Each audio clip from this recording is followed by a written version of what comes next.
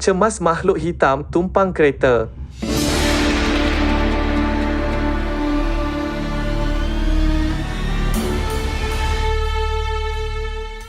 Kawasan Selekoh Bukit Tampoi di Jalan Kuala Nerang, Padang Sanai di Kuala Nerang dalam daerah Padang Terap, Kedah sememangnya tidak asing lagi dalam kalangan penduduk daerah tersebut dengan pelbagai cerita seram.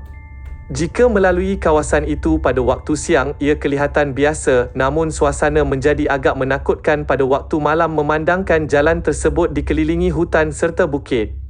Seorang ahli perniagaan, Rosnah Muhammad, 43, berkata dia pernah melalui detik-detik mencemaskan ketika melalui lokasi berkenaan pada tahun lalu. Pada masa itu, saya dan suami dalam perjalanan pulang ke rumah di Kuala Nerang dari Pulau Pinang kerana mempunyai urusan perniagaan. Saya memandu memandangkan suami mahu tidur kerana keletihan. Pada masa itu, jam menunjukkan pukul 1.30 pagi yang mana suasana sangat sunyi dan gelap, katanya kepada tambah Rosnah, dia memandu seperti biasa dan berusaha memberanikan diri dengan membaca ayat Al-Quran.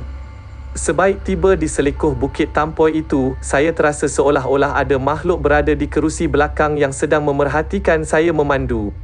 Bulu roma saya terus meremang dan mengelak daripada menoleh ke belakang kerana tidak mahu melihat paras rupa makhluk tersebut, ujarnya. Kata Rosnah, dia terus memandu dalam ketakutan sehingga tertekan pedal brek secara mengejut apabila melihat bonggol yang terletak di hadapan sebuah sekolah. Saya terkejut apabila melihat makhluk berwarna hitam dari cermin pandang belakang menyebabkan saya terus menjerit sehingga mengejutkan suami yang tidur di sebelah, ceritanya. Kata Rosnah lagi, dia kemudian memberhentikan kenderaan di bahu jalan dan terus menutup muka kerana terlalu takut. Suami memandu pulang dan sepanjang perjalanan, saya berasa seperti makhluk hitam itu masih lagi berada di belakang kereta. Saya membaca beberapa surah Al-Quran, tetapi makhluk itu masih lagi berada di belakang mengikuti kami pulang ke rumah, katanya. Kawasan Selekoh Jalan Kuala Nerang, Padang Sanai di Bukit Tampoi, Kedah ini sering dikaitkan dengan pelbagai cerita misteri dan menyeramkan. Tambahnya, makhluk berkenaan beransur-ansur hilang selepas suaminya membaca ayat ruqyah. Kejadian itu beri kesan kepada saya dan saya akan berasa takut setiap kali melalui Selekoh itu. Sebelum ini, saya hanya dengar ramai pengguna jalan raya yang diganggu, akhirnya saya juga berdepan kejadian sama, katanya. Seorang lagi penduduk yang hanya mahu dikenali sebagai Ramlan, 46, berkata kejadian 10 tahun lalu masih segar diingatannya apabila saudaranya, Zahir, dalam perjalanan pulang ke Padang Sanai dari Kuala Lumpur selepas merantau hampir 10 tahun. Menurut Ramlan, sebaik tiba di Selekoh itu kira-kira pukul 2 pagi, saudaranya itu ternampak sebuah warung dipenuhi dengan orang ramai yang menjamu selera. Saudara saya itu singgah di warung tersebut untuk berehat seketika sebelum meneruskan perjalanan ke Padang Sanai, katanya.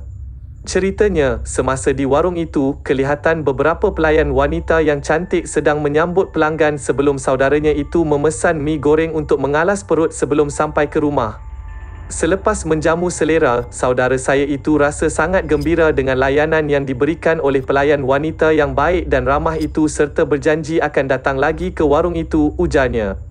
Tambah Ramlan, pada keesokan harinya, saudaranya itu memaklumkan kepada dirinya tentang warung tersebut dan mengajaknya menjamu selera di situ. Saya terkejut dengan apa yang diceritakan saudara saya itu dan memaklumkan kepadanya bahawa di situ tiada warung. Dahulu ada, tetapi sudah ditutup bagi kerja-kerja pembinaan jalan baharu di situ. Selepas mendengar cerita saya itu, saudara saya terus rasa loya dan muntah. Bagi memastikan cerita itu, dia turut membawa saya ke warung itu pada waktu siang tetapi memang tidak ada, katanya. Tambahnya, sejak kejadian itu, saudaranya tidak berani lagi pulang ke kampung pada lewat malam kerana bimbang kejadian sama akan berulang.